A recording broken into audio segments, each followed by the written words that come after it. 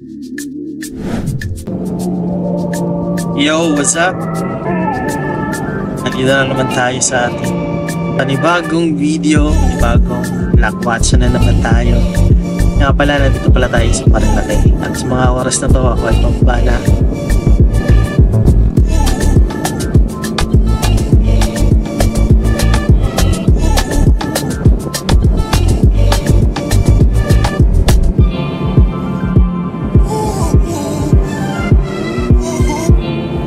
Sarap talaga mamasyal dito sa Marilaki, lalo na dito sa mga part na talagang sobrang nature na nature. Mararamdaman mo, feel mo yung ganda ng isang lugar.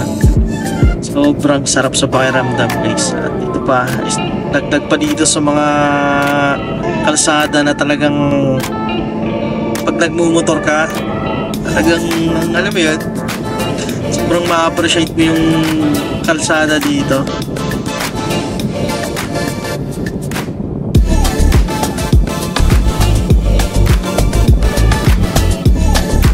Tagal ko na rin bago umakyat, makaakyat ulit dito sa lugar na to. Sobrang natutuwa lang ako dahil sa dami ng kainan, sa dami ng pwede mong puntahan pag nagutom ka. At dami na talaga yung kainan dito, guys. Natutuwa lang.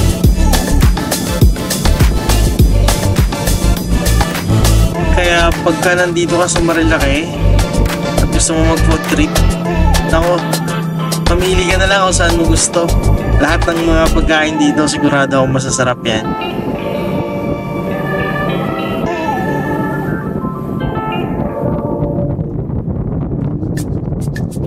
At isa sa mga experience ko dito sa lugar na to, no, kami ay madalas pa lang na umaakyat, is yung dito ako natutong kumuha ng picture. Dito ako nagsimulang maging isang photographer. So sa mga nag-like sa akin sa page ko na to, makikita nyo dito kung mag-deep search kayo sa page ko.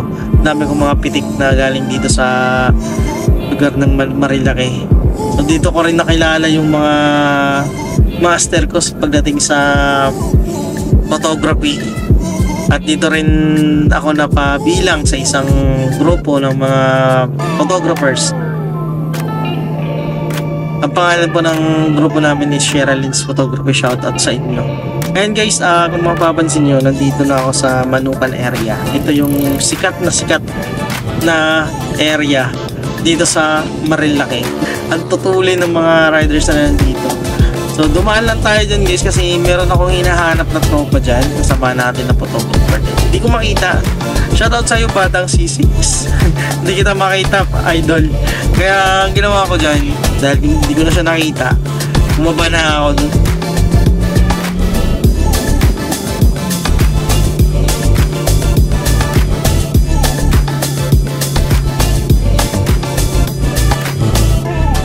Dumiretso na lang ako sa Devil's Corner.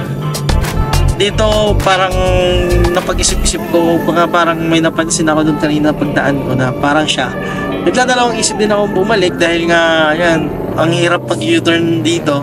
Hirap bumalik kasi nga ang daming mga motor na mapatutulin. Kaya nag-decide ako dito na talagang aalis na lang, diretso na lang ako. Hindi ka lang siya babalikan. Kung siya man yung nakita ako, siguro may mga susunod na araw pa naman, siguro susunod na linggo, susunod na lang tayo magkita, idol. Kaya ayun, diretso na tayo. Dumiretso na ako bababa.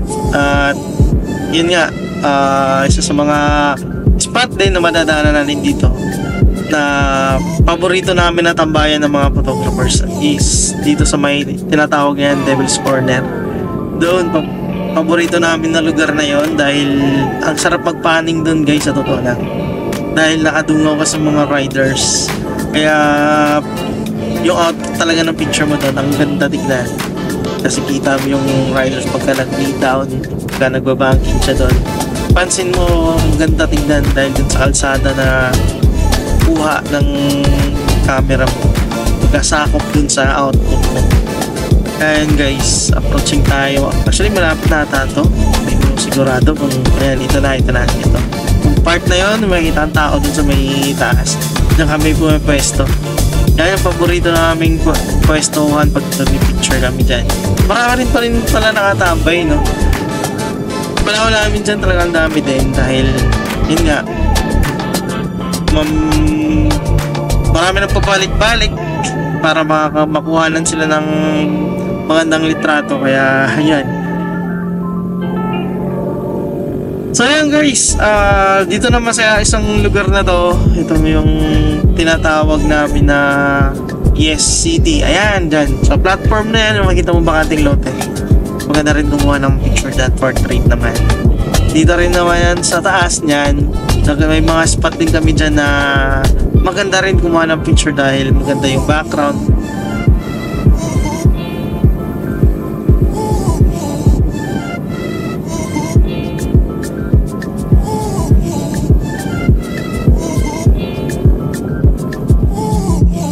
Isa din sa mga spot din dito sa ibabaw din naman, sa ibabaw naman ng Yes City, ito yung tinatawag natin na kubo, tinatawag ng mga riders dyan na kubo. Madalas kami tumatambay dyan pagkatapos namin gumawa ng litrato, banding lang ng mga kasama natin rider, kwentuhan, tawanan, gano'n. Madalas kami dyan, kaya minsan nung mga panahon na yun na nagiging ano na siya, tambayan na, madalas na rin aksidente. Yan, dito. Ito yung spot na to. Madalas na rin may aksidente dyan. Ito naman, sa taas naman yan, ito yung pinaka-paborito talaga naming spot noon pa. Ito yung tinatawag na Big C. Diyan kami talaga dati tumatambay. Mas tumatambay kami dito kaysa doon sa Devil's Corner. Mas maganda kasi yung liko dito. Corner dito, kaya dati, ang dami ding mga kapwa natin na rider na tumatambay dyan. Babanding.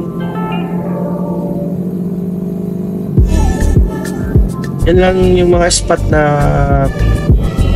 nakikita natin madalas. Na ngayon, wala na masyadong tao. Kaya nakagulat para sa akin. Hindi na masyadong natatambayan.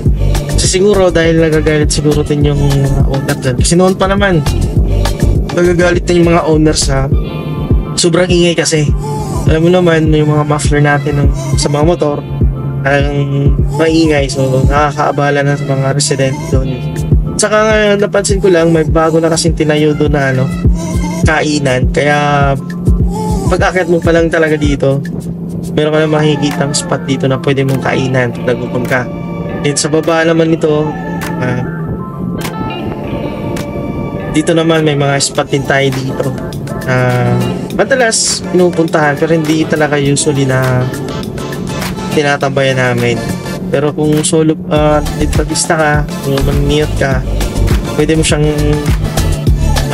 tambayan kung magandang pictures mo. Ayun, so may area na to. Ito yung part. Ito rin kumuha ng litrato. So ayun lang guys, ito yung naging ride natin ngayong araw ng Sunday. Sa mga kapwa natin dyan, keep safe always. Peace yo.